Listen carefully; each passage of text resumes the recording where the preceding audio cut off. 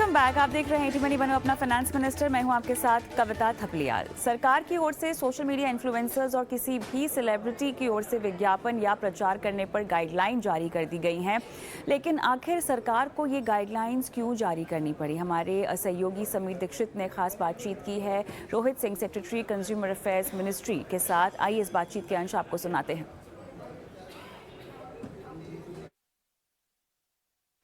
आखिर सरकार को सोशल मीडिया इन्फ्लुएंसर या फिर सेलिब्रिटी द्वारा किसी भी विज्ञापन करने या प्रचार करने को लेकर के गाइडलाइंस क्यों जारी करनी पड़ी? इसको समझने के लिए दो आंकड़े समझने होंगे। एक तरफ जहां भारत में फिलहाल 1 लाख से ज्यादा सोशल मीडिया इन्फ्लुएंसर हैं जो ऑटो, टेक, लीगल अलग अलग सेक्टर में वो अपने रिव्यूज दे रहे हैं। वो एक तरीके से कंज्यूमर्स के बाइंग पैटर्न को इन्फ्लुएंस कर रहे हैं। सेलिब्रिटीज भी इसी तरीके की भूमिका निभा रहे हैं। वहीं दूसरी तरफ जो पूरा मार्केटिंग इस वक्त देख रहे हैं सोशल मीडिया इन्फ्लुएंसर के द्वारा, ये बाजार जो 2022 में तकरीबन 1800 करोड़ रुपए का था, वो हर साल 20% की दर से बढ़ता हुआ उम्मीद है कि 2025 तक 2800 करोड़ रुपए के आंकड़े को पार कर जाएगा। इन तमाम स्थिति को देखते हुए सरकार को ये फौरी तौर पर लगा कि एक गाइडलाइन होनी चाहिए और वो ये बताए कि सोशल मीडिया पे जब आप प्रचार कर रहे हैं, विज्ञापन कर रहे हैं, तो कंज्यूमर को स्पष्ट तौर पर पता चलना चाहिए कि ये विज्ञापन जो है किसी कंपनी के साथ करार करके किया गया है या पैसों के एवज में या किसी और चीज के लेन देन के जरिए ये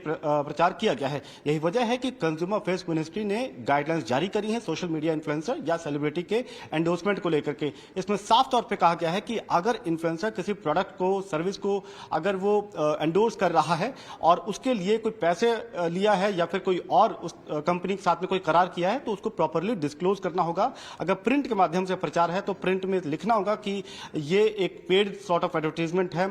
अगर वीडियो में है तो नीचे टिकर, जिसको हम पट्टी कहते हैं, वो आपको चला करके डिस्क्लोज करना होगा कि किस तरीके का ये एंडोर्समेंट है। तो इसके जरिए कंज्यूमर को एक इन्फॉर्म्ड चॉइस देने की यहां पे कोशिश की गई है। और अगर वायोलेशन होता है, मान लीजिए कंज्यूमर शिकायत करता है और या फिर सीओ मोटो लेकर के सरकार देखती है कि उनकी गाइडलाइंस का वायोलेशन होता है, तो 10 लाख रुपए से लेकर के 50 लाख रुपए तक का जुर्माना या आर्थिक दंड लगाया जा सकता है। यही नहीं, सरकार उस अकाउंट को सस्पेंड कर भी सकती है। तो इस तरीके से कड़े कदमों के जरिए सरकार की कोशिश ये है कि जितने भी सोशल मीडिया प्लेटफॉर्म पे जो एडवर्टीजमेंट हो रहा है, ये इसका सही तरीके से लोगों को पता चल पाए, कंज्यूमर को पता चले कि ये पेड है या नॉन पेड है, और उसी हिसाब से कंज्यूमर अपने बाइंग पैटर्न को तय करे।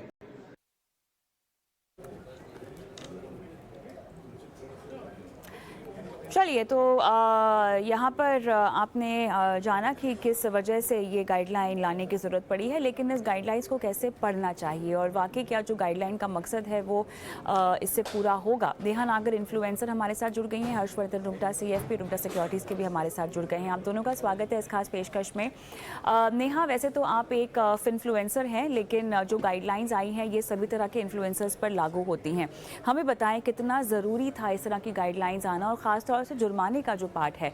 देखिए, अभी तक समझना ज़रूरी है कि ये केवल एक गाइडलाइन है, ठीक है। निर्धारित रूप से इस पर किस तरह से कामकाज किया जाएगा, कैसे अमल किया जाएगा, वो अभी देखना होगा। दूसरी बात ये है जो हमें समझ में आ रहा है, क्योंकि हमने बहुत सारे इन्फ्लुएंसर से बात भी की है दिन के दौरान जब ये खबर आई उसके बाद, तो बहुत सारे इन्फ्लुएंसर्स का ये भी कहना है कि अगर जो बड़े हैं, जो नामी इन्फ्लुएंसर्स हैं, उनके लिए तो बात ठीक है, लेकिन जो कोई छोटा मोटा इन्फ्लुएंसर है जिसने बस अभी शुरुआत ही की है, तो वो इस गाइडलाइन को कैसे फॉलो करे? तो बहुत सारे सवाल हैं नेहा, आप इन्हें कैसे देखती हैं?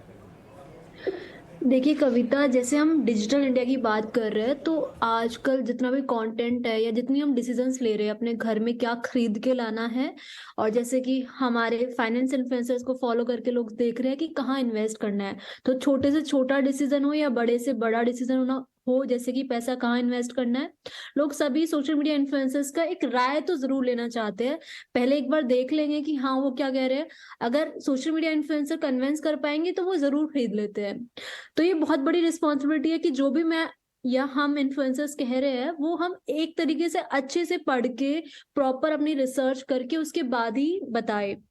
दूसरा जरूरी इसलिए है क्योंकि जैसे अगर हम कोई इंश्योरेंस का प्रोडक्ट रिकमेंड कर रहे हैं और जब उसको इंश्योरेंस की जरूरत है, मान लो उस कंपनी ने कुछ भी इशू क्रिएट कर दिया और उस वक्त उसको इंश्योरेंस नहीं मिला, तो उसके लिए कितनी बड़ी प्रॉब्लम क्रिएट हो जाएगी। तो फाइनेंस इन्फ्लुएंसर्स के ऊपर तो डबल मतलब जितनी रिस्पॉन्सिबिलिटी शायद किसी और इन्फ्लुएंसर पर नहीं है, उससे ज्यादा हम फाइनेंस इन्फ्लुएंसर्स के पास है। एंड देन आपने कहा कि जो नए इन्फ्लुएंसर्स है, तो जब हम नया स्टार्ट करते हैं इन्फ्लुएंसर्स, तो हम कोशिश करते हैं कि बेस्ट से बेस्ट इन्फॉर्मेशन, बेस्ट से बेस्ट प्रोडक्ट लेकर आए। लेकिन उन प्रोडक्ट्स के लिए हम पेड नहीं, हमें कोई पेमेंट नहीं मिल रही है। जैसे कि अगर मैं एनपीएस की बात करूं, नेशनल पेंशन स्कीम की, मुझे पता है अच्छा प्रोडक्ट है, तो जब कोई फाइनेंस इन्फ्लुएंसर भी स्टार्ट कर रहा है तो हर किसी की इस पे एक ना एक वीडियो मिलेगी, बट गवर्नमेंट या कोई बैंक हमें उसके लिए पे नहीं कर रहा है। हमारी वो जेन्युइन ओपिनियन है। तो जब हमें पे ही नहीं कर रहा है, तो आई थिंक हमें ये फिर गाइडलाइन वहां पर फॉलो करने की जरूरत नहीं है। लेकिन जैसे जैसे अभी हमारा थोड़ा नाम बनने लगता है या हमारे पास थोड़ा रीच या डिस्ट्रीब्यूशन आ जाता है, तब फिर हमें कंपनीज अप्रोच करती है कि अच्छा आपने ये वाला प्रोडक्ट इस तरीके से किया, तो आप हमारा प्रोडक्ट भी पिच इन कर सकते हैं। बट अगेन, हम इन्फ्लुएंसर सिर्फ प्रोडक्ट शोकेस करने का पैसा लेते हैं।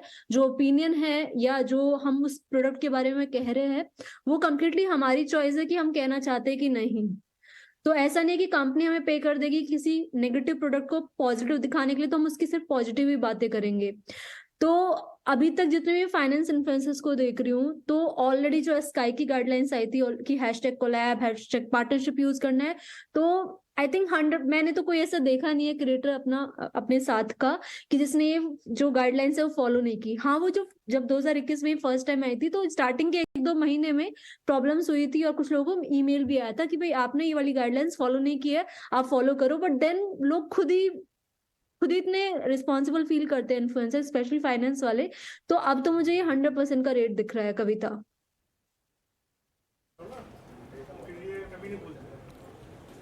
चलिए, तो काफ़ी खूबसूरती से नेहा ने समझाया। हालांकि नेहा एक इन्फ्लुएंसर है और काफ़ी बड़ी फॉलोइंग है इनकी, काफ़ी सारे सब्सक्राइबर्स भी हैं इनके। लेकिन हर्ष, एक सवाल जो मेरे जहन में आ रहा है कि अकाउंटेबिलिटी, ये तमाम नियम और कायदे कानून लगा दिए गए हैं, जुर्माना भी यहाँ निर्धारित कर दिया गया है, लेकिन अकाउंटेबिलिटी क्या है? On the face of it अगर हम देखें तो आप बस एक पेड पार्टनरशिप और कुछ हैशटैग्स की तो बात कर रहे हैं ना, उसके बावजूद भी आप कैसे समझ पाएंगे कि जो प्रमोशन हो रहा है वो मिसलीडिंग नहीं है या ये किसी भी तरह का ऑफेंस है और जो इन्फ्लुएंसर है वो जुर्माने के काबिल है या उन पर जुर्माना लगना चाहिए? इसकी अकाउंटेबिलिटी कहाँ से समझ में आएगी? कविता, देखिए, एक चीज तो जो अच्छी हुई है वो ये है कि आपको एक कम से कम किसी को रिस्पॉन्सिबल रखना है। आज की तारीख में जिस हिसाब से सोशल मीडिया पे डेटा कंज्यूम हो रहा है और जितना उस पे बाइंग डिसीजंस लिया जा रहा है वो बढ़ते जा रहा है। तो नेहा ने एक्सप्लेन किया कि किस दर से वो परसेंटेज बढ़ते जा रहा है। अब ये है कि ये गाइडलाइंस एक्चुअली बहुत पहले आ जानी चाहिए थी, और हर एक इंसान जो एक इन्फ्लुएंसर है, मान लीजिए वो किसी उनके शोकेस करने से अगर कोई किसी ने बाइंग डिसीजन या सेलिंग डिसीजन लिया है तो उस पर अकाउंटेबिलिटी आनी है। अब जो आपका सवाल था कि इसको आप अकाउंटेबल कैसे करेंगे, तो फर्स्ट लेवल तो ये होता है कि आप डिस्क्लोज करेंगे। अभी तक तो डिस्क्लोजर के भी, मान लीजिए आप बता रहे हैं कोई चीज और ये भी नहीं हो रहा है कि आपको इस चीज से ये पॉजिटिव बताने के लिए पैसे मिल रहे हैं कि नहीं, तो पहला है आपको डिस्क्लोजर। तो डिस्क्लोजर आप जब देते हैं कि ठीक है, ये जो मैं पर्टिकुलर वीडियो बना रहा हूँ या जो इन्फॉर्मेशन दे रहे हैं हम, ये एक पेड पार्टनरशिप है और हमें इस वीडियो के बारे में हमें इस वीडियो के लिए पैसे मिले हैं। तो पहला तो है जो सुनने वाला है, अगर आप भी किसी को सुन रहे हैं तो आपको पता है कि ठीक है, इन्हें पैसे मिले हैं और ये शोकेस कर रहे हैं। अब जो आप इन्फॉर्मेशन लेते हैं उनसे, वो आप ये ध्यान में रखते हुए लेंगे कि उनको एक पैसे मिले हैं इस चीज के लिए। पहले क्या होता था और अभी भी आप अगर सोशल मीडिया पे जाते हैं तो बहुत सारे वीडियोस ऐसे आते हैं जो सभी के सभी सिर्फ सोशल सर्विस करने का दावा करते हैं। वो कहते हैं कि हमें देश सुधारना है, हमें लोगों की भलाई करनी है। तो वो बात ठीक है, लेकिन at the end of the day हर एक इंसान एक बिजनेस कर रहा है और अल्टीमेटली वो बिजनेस चलाने के लिए उन्हें कहीं ना कहीं से रेवेन्यू आनी है। तो शुरुआत में इंटेंशंस होंगे कि भाई मुझे देश सुधारना है और देश की सेवा करनी है, वो ठीक होता है, बट एक हद के बाद में आपका घर भी आपको चलाना है। तो वहां पे आपकी जो पेड पार्टनरशिप्स होती हैं, वहां पे चांसेस है कि आप इन्फ्लुएंस हो जाएं उस चीज को लेके कि क्योंकि आपको जो रेवेन्यू मिल रही है और उस हिसाब से आप इन्फॉर्मेशन वैसे दें। तो अकाउंटेबिलिटी की बात ये हो गई कि अगर आप डिस्क्लोज कर रहे हैं और वो अगर फॉलो नहीं कर रहे हैं तो ऑब्वियसली आप पकड़े जाएंगे उस चीज। बिल्कुल सही कहा आपने, और बहुत ज़रूरी है कि इस पूरे प्रोसेस को स्ट्रीमलाइन कर देना। यहाँ पर सोशल मीडिया इन्फ्लुएंसर कोई आम शख्स हो या कोई सेलिब्रिटी हो, सबको इसके तहत जो है इसके अधीन अब आना पड़ेगा। लेकिन नेहा, जो हम फिल्टरिंग आउट की बात करते हैं ना कि फेक इन्फ्लुएंसर्स या रियल इन्फ्लुएंसर्स, इसका क्या इम्पैक्ट पड़ता हुआ दिखेगा? ये फिल्टरिंग हो जाएगी जिसके तहत ये जो गाइडलाइंस आई हैं?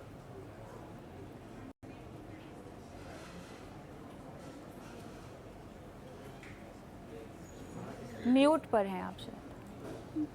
देखिए डिस्क्लोजर की जो गाइडलाइन आई है, आई थिंक उसमें एक ये भी है कि हमारे कंज्यूमर्स के पास भी लीगल एक्शन लेने का ऑप्शन होगा कि वो कहीं रिपोर्ट कर पाएंगे कि इन्होंने ये कंप्लाई नहीं किया है, तो कंज्यूमर के पास राइट होगा कि वो कोई लीगल एक्शन ले सकते हैं कि आपकी किसी की वीडियो देखी है और उससे वो इन्फ्लुएंस होके अगर कोई डिसीजन लिया है और उनका कुछ लॉस हो जाता है, तो आई गेस इस जो गाइडलाइन आई है उसमें इसका भी जिक्र किया गया कि कंज्यूमर लीगल एक्शन ले सकते हैं।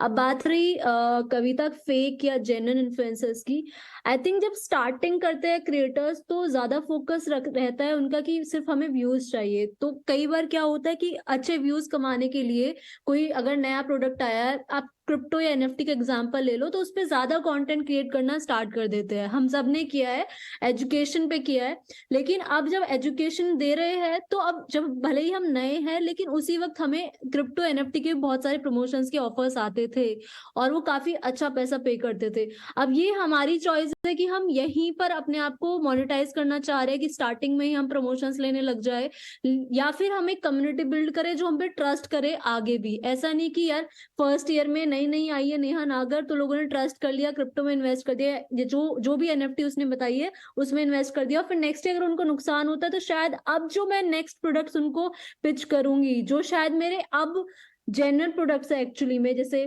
कोई भी आप किस स्किन की बात करो, ईएलएसएस या एनीथिंग, तो शायद तब मेरे पे भरोसा नहीं करेंगे। तो यहाँ इन्फ्लुएंसर्स को चूज करना होगा कि उन्हें शॉर्ट टर्म मनी क्रिएट करना है या फिर लॉन्ग टर्म में यहाँ रहकर और लॉन्ग टर्म में अपना ब्रांड नेम बनाना है, एक कम्युनिटी बिल्ड करनी है, सो दैट कि लोगों का उन पर ट्रस्ट रहे और लोगों की एक्चुअली में कुछ ना कुछ मदद हो सके। और एक्चुअली में जब आप जेन्युइन कंटेंट क्रिएट करेंगे, लोगों का ट्रस्ट होगा, तो eventually money will follow you. आखिरी सवाल नेहा आपसे पूछना चाहूंगी, उसके बाद फिर हम इस चर्चा को यहीं समेटना चाहेंगे। देखिए गाइडलाइंस भी आ गई हैं और ऐसी बहुत सारी गाइडलाइंस पहले भी आई हैं, लेकिन उसके बावजूद भी हमने देखा गया यहाँ पर लोगों ने एक्सपीरियंस किया है, खासतौर से जो लोग फाइनेंशियल इन्फ्लुएंसर्स को या इन्फ्लुएंसर्स को फॉलो करते हैं, कि कहीं ना कहीं उनके अंदर शिकायत तो रहती ही है। इन सब चीज़ों को अगर मैं छोड़ भी दूँ या एक कोने में रख भी दूँ, तो ऐसी कौन सी डूज और डोंट्स की एक लिस्ट आप बताना चाहेंगी हमारे दर्शकों को, जिसके तहत वो ये समझ पाएँ कि ये इन्फ्लुएंसर जिसको हम फॉलो कर रहे हैं ये सही है, जेन्युइन है या नहीं है? ऐसा क्या होमवर्क नेहा एक दर्शक को करना चाहिए, फॉलोवर को, सब्सक्राइबर को करना चाहिए, जिससे ये समझ में आए कि जिस इंसान को फॉलो कर रहे हैं वो भरोसेमंद शख्स है? आई थिंक ये हमारी ड्यूटी है कि अगर मैं भी एक कंज्यूमर ही हूँ, कंटेंट कंज्यूम करती हूँ और फिर इन्फ्लुएंस होती हूँ ब्यूटी या शॉपिंग से रिलेटेड, लेकिन मुझे सिर्फ इन्फ्लुएंसर को इस तरीके से देखना है कि उसने मेरे को सिर्फ एक इन्फॉर्मेशन पास आउट करी है, सिर्फ इन्फॉर्मेशन दी है। अब उस इन्फॉर्मेशन पे एक्शन लेना कंप्लीटली मेरे कंट्रोल में होना चाहिए। मुझे एकदम से इम्पल्स परचेजेस नहीं करनी चाहिए कि किसी इन्फ्लुएंसर ने किसी फोन के बारे में या किसी इन्वेस्टमेंट प्रोडक्ट की बहुत तारीफ कर दिया, मैंने फटाफट उसमें अपना पैसा डाल दिया। तो ये मेरी खुद की ड्यूटी होनी चाहिए कंज्यूमर की कि मैंने सिर्फ इन्फॉर्मेशन ली है आपसे, अब बाकी का काम मेरा है, मैं खुद रिसर्च करूंगा, खुद से इन्वेस्ट करूंगा। अब इन्फ्लुएंसर्स जनरली अगर आप कोई बड़ा नाम उठाएंगे तो जनरली उनका जो एम होता है वो होता है कि जेन्युइन इन्फॉर्मेशन ही पहुंचाए, लेकिन उनके भी अगर 30 वीडियोस जा रही है तो उनमें से 4-5 वीडियोस में पेड प्रमोशंस होता ही है, जो किसी न किसी प्रोडक्ट को वो पिच कर रहे होते हैं। एंड होता ये है कि हो सकता है वो नेगेटिव 1-2 पॉइंट ही बताए, ज्यादातर उसके बारे में पॉजिटिव ही बात कर रहे हो। ठीक है, आपने वहां से पॉजिटिव सुन लिया है, अब नेगेटिव आप खुद से ढूंढो कि इसका नेगेटिव क्या हो सकता है। जैसे आप रिव्यूज पढ़ रहे हो, आप ऐप स्टोर पे जाकर उसका रिव्यू पढ़ रहे हो, या फिर बहुत सारी वेबसाइट है, तब कोई डिसीजन लो। तो इम्पल्स परचेजेस हमें नहीं करनी चाहिए। कविता। राइट नेहा, बहुत बहुत धन्यवाद, आपने समय निकाला और इतनी इम्पॉर्टेंट बातें की हमारे दर्शकों के साथ, और उन्हें समझाया कि किस तरह से उन्हें फ़र्ज़ी इन्फ्लुएंसर्स के चक्कर में नहीं पड़ना चाहिए और गाइडलाइंस को भी आसान भाषा में समझाया। बहुत बहुत धन्यवाद आपका। लेकिन हर्ष, आप